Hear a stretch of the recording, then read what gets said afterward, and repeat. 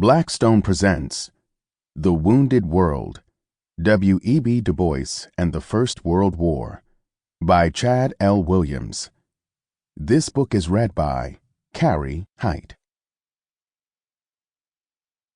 For Mom and Dad. One of the dangers of being a Black American is being schizophrenic, and I mean schizophrenic in the most literal sense. To be a Black American is in some ways to be born with the desire to be white. It is a part of the price you pay for being born here, and it affects every Black person. We can go back to Vietnam. We can go back to Korea. We can go back, for that matter, to the First World War. We can go back to W.E.B. Du Bois, an honorable and beautiful man who campaigned to persuade Black people to fight in the First World War, saying that if we fight in this war to save this country, our right to citizenship can never, never again be questioned. And who can blame him? He really meant it, and if I'd been there at that moment, I would have said so too, perhaps. James Baldwin.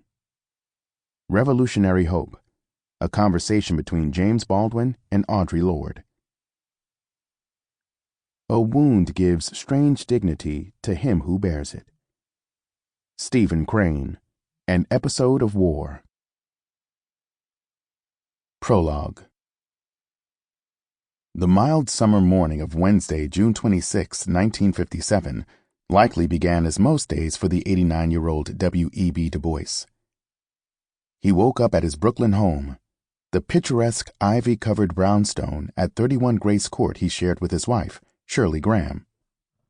He shaved and took a leisurely bath. After dressing in his customary suit and tie, he carefully walked downstairs to the kitchen for a hearty breakfast. He always considered it the most important meal of the day.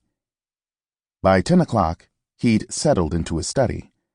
Floor-to-ceiling bookcases lined the walls, overflowing with his massive library. Artwork and mementos provided sparse, yet elegant decoration. He sat down in the leather-backed chair at his desk, which was cluttered with newspapers, letters, and more books. From his window, he could see the Brooklyn traffic and people passing by on the street.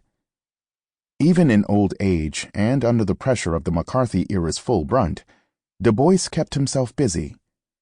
He had recently published The Ordeal of Mansart, the first book in what he envisioned as a trilogy of novels titled The Black Flame, and he eagerly anticipated completing its follow-up. There was always an article or... Sample complete.